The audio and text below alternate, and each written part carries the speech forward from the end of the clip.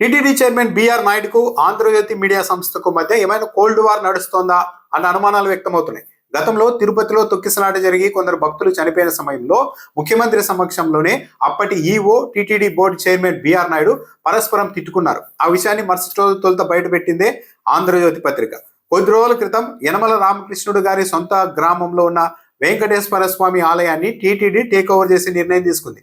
దాన్ని కూడా తప్పుపడుతూ ఆంధ్రజ్యోతి పత్రిక పెద్ద కథనం రాసింది. ఇది అనైతికం, చాలా మంది ముందుకు వస్తే తిరస్కరించి ఒక యనమలకు మాత్రమే ఈ అవకాశం ఎందుకు ఇచ్చారు, రేపు ప్రొద్దున బాగా పలుకుబడి ఉన్న వ్యక్తి కూడా ఇలాగే ముందుకు వచ్చి మా ఊర్లో ఆలయాన్ని కూడా టీటీడీ టేక్ ఓవర్ చేయాలంటే చేసేసుకుంటారా అంటూ విమర్శిస్తూ రాశారు. ఈ రోజు ఏకంగా టీటీడీ చైర్మన్ బిఆర్ నాయుడు ప్రత్యేక ఆసక్తిపై అనేక అనుమానాలు ఉన్నాయి, నైతిక విలువల్ని నిబంధనల్ని పక్కన పెట్టేసి బోర్డు నడుస్తోంది అని డైరెక్ట్ గా అటాక్ దిగింది ఆంధ్రజ్యోతి పత్రిక. మ్యాటర్ ఏంటంటే టీటీడీ బోర్డు మెంబర్ గా జంగా కృష్ణమూర్తి ఉన్నారు. ఆయన చాలా కాలంగా చెప్పాలంటే చాలా ఏళ్లుగా తిరుమల మీద గెస్ట్ హౌస్ నిర్మించుకునేందుకు, స్థలం సొంతం చేసుకునేందుకు రకరకాల ప్రయత్నాలు చేస్తూ ఉన్నారు. గత ప్రభుత్వంలో 2 సార్లు ఆ అవకాశం కూడా ఇచ్చారు. కానీ బోర్డు తీర్మానించిన మొత్తాన్ని డిపాజిట్ చేయలేకపోవడంతో ఆ భూమి కేటాయింపు ప్రతిపాదనని వెనక్కు తీసుకున్నారు. ఇప్పుడు కూడా తెలుగుదేశం పార్టీ అధికారంలోకి వచ్చిన తర్వాత కూడా బోర్డు మెంబర్ గా జంగా కృష్ణమూర్తి ఉన్నారు. మరోసారి భూమి తీసుకొని అక్కడ గెస్ట్ హౌస్ కట్టడానికి రకరకాలుగా ప్రయత్నాలు చేస్తూ ఉన్నారు.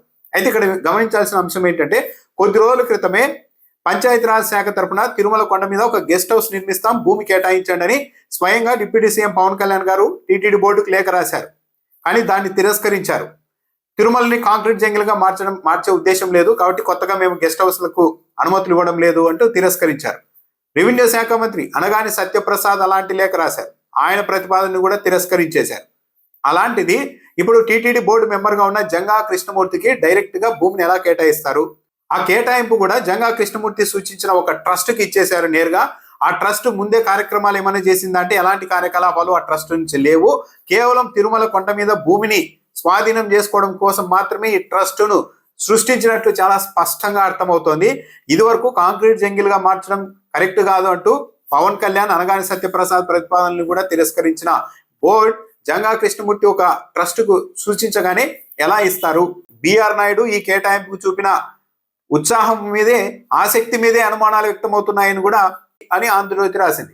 ఈ రోజు జంగా కృష్ణమూర్తి సూచించిన ట్రస్ట్ కు కేటాయించిన భూమి కేటాయించిన చోట అదే భూమిని వేలం వేస్తే చాలా మంది భక్తులు 15 కోట్ల నుంచి 35 కోట్ల రూపాయల వరకు చెల్లించి మరి సొంతం చేసుకోవడానికి సిద్ధంగా ఉన్నారు. వేలం పాట నిర్వహిస్తే అవన్నీ ఏమీ లేకుండా 35 కోట్ల రూపాయల విలువైన భూమిని జంగా కృష్ణమూర్తి సూచించిన ఒక ట్రస్ట్ కు ₹1 కోటి ఇచ్చారు అని రాస్తూ 35 కోట్ల రూపాయల విలువైన భూమిని ₹1 కోటి ఎలాంటి కార్యకలాపాలు కూడా నిర్వహించిన ఒక ట్రస్ట్ కేటాయించేశారంటే ఏదో గోల్మాల్ జరిగింది అని డైరెక్ట్ గానే ఆంధ్రజ్యోతి చెప్తోంది.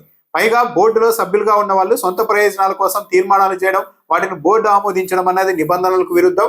అలా చేస్తే సభ్యత్వాన్ని కూడా కోల్పోవాల్సి ఉంటుంది. పైగా ఇది నైతికం కూడా కాదు, నైతిక విలువలకు కూడా కట్టుబడినట్టుగా ఉండదు. కాబట్టి నిబంధనల్ని, నైతిక విలువల్ని రెండింటిని పక్కన పెట్టి బోర్డు ముందుకు వెళ్ళింది. భానుప్రకాష్ రెడ్డి మెంబర్గా ఉన్న భానుప్రకాష్ రెడ్డి ఈ భూ కేటాయింపును వ్యతిరేకించినా సరే ముందుకు తీసుకెళ్లారు. బిఆర్ నాయుడు చూపిన ప్రత్యేక ఆసక్తిపై అనుమానాలున్నాయి. 35 కోట్ల రూపాయల విలువైన భూమిని ₹1 కోటికి ఇచ్చేశారు అని ఆంధ్రజ్యోతి రాసింది అంటే నిజంగానే అనుమానాస్పదమే. మరి దీని మీద బిఆర్ నాయుడు గారు ఏమైనా స్పందిస్తారా? అది చూస్తూ ఉంటే ఆంధ్రజ్యోతికి బిఆర్ నాయుడుకి కోల్డ్ వార్ నడుస్తూ ఉన్నట్టుగా ఉంది.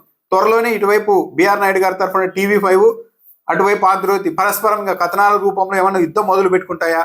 ఎందుకంటే బిఆర్ నాయుడు చూపుతున్న ప్రత్యేక ఆసక్తిపై అనుమానాలు ఉన్నాయని రాసేసింది. పైగా పవన్ కళ్యాణ్, అనగాని సత్యప్రసాద్ వీళ్ళ ప్రతిపాదనలు తిరస్కరించి జంగా కృష్ణమూర్తి ప్రతిపాదనను అంగీకరించారంటేనే అనుమానాస్పదంగా ఉంది వ్యవహారం అని అంటే నిజంగానే దీనికి బిఆర్ నాయుడు గారు సమాధానం చెప్పాల్సి ఉంటుంది. బిఆర్ నాయుడు గారి వ్యక్తిత్వం మీద బోర్డు అన్నది నిబంధనలు, కనీసం నైతిక విలువలు కూడా పాటించుకోవడం ముందుకు వెళ్తోంది అని తెలుగుదేశం పార్టీకి అనుకూలమని పేరున్న ఆంధ్రజ్యోతిలోని ఈ కథనం రావడం అన్నది చాలా సీరియస్ మ్యాటరే. దీనిపైన బిఆర్ నాయుడు స్పందిస్తారా, లేకుంటే ఆయన తరఫున ఆయన ఛానల్ స్పందిస్తుందా, లేకుంటే టీటీడీ స్పందిస్తుందా అన్నది ఇప్పుడు చూడాలి.